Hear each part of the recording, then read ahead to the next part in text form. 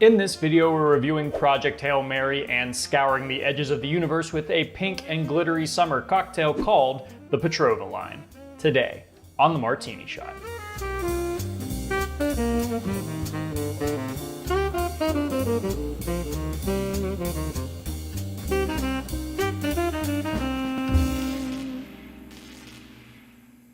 Hello and welcome to the Martini Shot, the home of movie reviews and movie-themed cocktails. Before we get into the review, let's whip ourselves up a drink. One of the most stunning visuals in the film involves what's called astrophages. Basically, these microorganisms feed on solar energy and form an infrared line from the sun to Venus as they hop across the galaxy. When our hero Grace stands among them, it makes for a really dazzling scene, and I wanted to capture that in a cocktail. So keeping with the cosmic setting, this is going to be a riff on a Cosmo. But we'll be adding some watermelon and gin flavors to the drink because it is warming up out there and we need a nice little summer drink. And we've got a few special ingredients to make it even more cosmic. So I hope you like it because it's the only drink we've got on board for the next 2 decades. Let's get into it. This will be a shaken cocktail, so go ahead and grab yourself a shaker. And the measurements are gonna be pretty easy to remember because most of them are just gonna be ½ an ounce. So let's start with ½ an ounce of fresh lime juice, ½ an ounce of cranberry juice, and ½ an ounce of a watermelon liqueur. Then for our main spirit, we're gonna be using 1½ ounces of gin, and for a little bit of citrus, a single dash of orange bitters. And our final ingredient is completely optional. This is mostly just going to be for the visual aspect. I'm gonna be adding a very tiny amount of luster dust to give it a nice and sparkly complexion. I would definitely go with pink luster dust if you can get your hands on it. All I happen to have on hand was purple, so if you just put in a tiny amount, you'll get the sparkles that we're looking for, but you're not going to impact the pink color of the drink. Now throw some ice in your shaker and shake to chill. Once you're done, go ahead and strain your cocktail into the most futuristic glass you have, maybe over some ice if you'd like to keep it chilled. And then for the garnish, we're basically gonna be doing something called a Saturn garnish, where you're going to take the rind of a lime wheel and a maraschino cherry, use a toothpick to skewer both of them together, and place it right on top of your cocktail. And there you go, now you have the Petrova Line. So up front, it's gonna be pretty tart, a little bit sweet. You really get a punch in the mouth from the lime juice, and the watermelon liqueur is a nice little addition. But on the back end, it actually ends up being a little bit more drier than you would expect. And I think you can chalk that up to a lot of the cranberry juice. I think that's what's kind of making it have that nice dry finish. But then also the addition of the gin, rather than using vodka like in a normal Cosmo, I think it really brightens everything up. The botanicals of that pair actually really well alongside the sweeter, fruity notes of the watermelon. So overall, it's a pretty approachable summer drink. It's definitely very refreshing. It's definitely on the sweeter side if that's more up your alley. And I like that it has a little bit of watermelon in it. I feel like that's a fruit that doesn't get a ton of play in cocktails, so it's always fun to play around with stuff like that. Now that we have our drink, let's get right into the review of Project Hail Mary. Space, the final frontier. Unless we're talking movies, in which case the subject matter has had a train ran on it by Hollywood for decades now. But that just reflects the intense fascination the human race has on the great unknown, and we've managed to use it as a lightning rod for a variety of emotions. Fear, loneliness, and adventure can all be pulled from the wonders of the universe, but some of my favorite instances use the limitless space to reflect back on the individual and highlight the drive that makes human beings so remarkable. And annoying, but you know, saving the world warrants you a little bit of silliness. Project Hail Mary finally gives filmmaking duo Chris Miller and Phil Lord the big budget blockbuster spectacle they were destined to have, like 2 movies ago. But the duo make the most of their time, driving a charming, if not somewhat sickly sweet Ryan Gosling through a visually stunning adventure about human perseverance and having a fun little pet rock. Yeah, it's cheesy and borderline sugar-coated at times, but it still feels like it's been a while since we've gotten a big sci-fi movie that feels so earnest without becoming too overly artificial. It's been a slow year so far, but I do think this is one of those films worth braving the pigsty that is the current movie-going experience to see it on the biggest screen you can. The world is dying and humanity is gonna die with it. But enough about current times. A middle school science teacher named Rylan Grace is tasked by the government to help fix an extinction-level phenomenon that requires a perilous journey into deep space. Along the way, he forms an unlikely friendship with a creature on a similar mission as they race to save their planets and maybe discover a little bit about themselves along the way.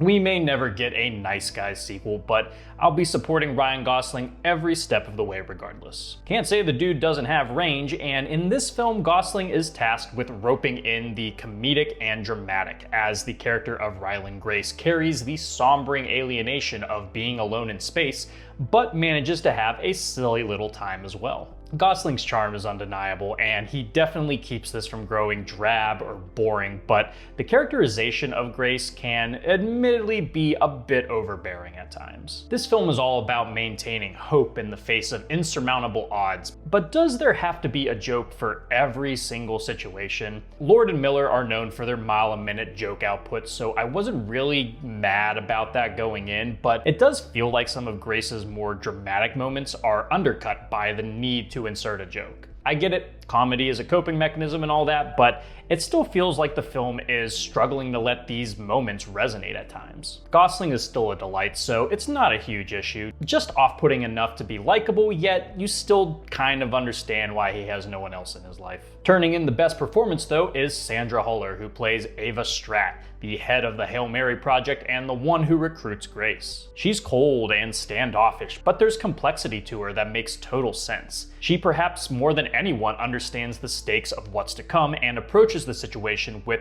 surprisingly more humanity than you'd expect. She isn't calloused into not caring, she probably cares more than anyone else. That's why when she gets a moment to do some karaoke to Harry Styles' Sign of the Times, a surprisingly very apropos song choice, it genuinely shook me more than perhaps any other moment in the movie. She serves as a great foil for the self-conscious and joking Grace, although the film almost hints towards something romantic between them. They don't pull the trigger on that, which I'm pretty thankful for. And that's because Grace already has a soulmate, and that is Rocky, a stone spider type alien he meets on his travels. Rocky's appearance in the book was a pretty big surprise that wasn't telegraphed from the get-go, but you couldn't really expect a Hollywood movie to not tell you about its cute little critter. I won't spoil too much about Rocky's role in the film, but his relationship with Grace can be quite endearing as they learn more about one another. His Microsoft Sam-esque voice is cute, and his butchering of the human language leads to some decent laughs,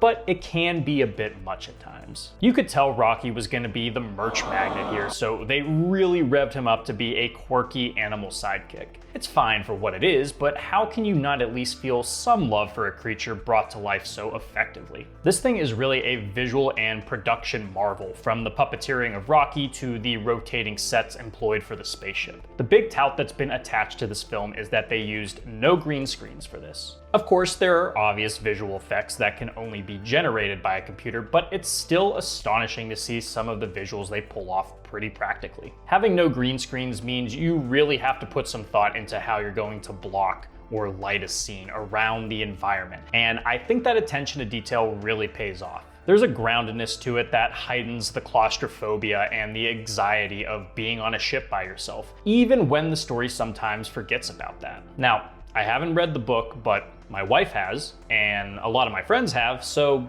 it kind of means I've read the book too. No! Not really, as I can't really speak too confidently on what the movie gets right and wrong about the book. From what I understand, most of the plot is fairly intact, with some specifics either minimized or left out completely. But I want to focus on what it succeeds on as a movie, as well as what it trips up on, removing the book from the equation. Like I said, it's dazzling to watch while also being humorous and heartfelt, but I can already tell people are gonna have some issues with the style of comedy. Yeah, it's a bit cutesy, no doubt in an effort to make this more accessible to younger audiences, but like I kind of mentioned before, it does lead to the movie feeling a bit declawed at times. There's some real emotional gut punches here that occasionally get hindered by the film being unwilling to drop the humor at times. And then there's also some pacing issues here and there that made me dip in and out, and at times the film seemingly struggles to end. There's like 3 climactic blow-offs that feel like everything is wrapped up, but then it just keeps going. But overall, these aren't really huge issues for me because the team still managed to create a bit of hope core that does showcase the bravery that lies in all of us that can be brought out due to unfortunate circumstances. Project Hail Mary is a genuine feel-good time at the movies, one that isn't steeped in irony or pessimism and actually knows how to trigger something deeper in the heart.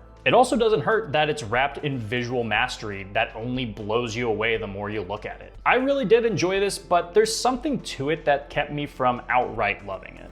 Maybe it's the overly cutesy tone or its narrative dips, but I'm not exactly feeling the urge to rush and see this again. But I definitely think this is 100% worth seeing on the biggest screen that you can. It's been a minute since we've gotten something so hopeful at this scale, and I think we could use a little bit of hopium nowadays. For my rating, I think I'm feeling 4 hacky sacks out of 5 for this one, though it leans closer to a 3.5 than a 4.5.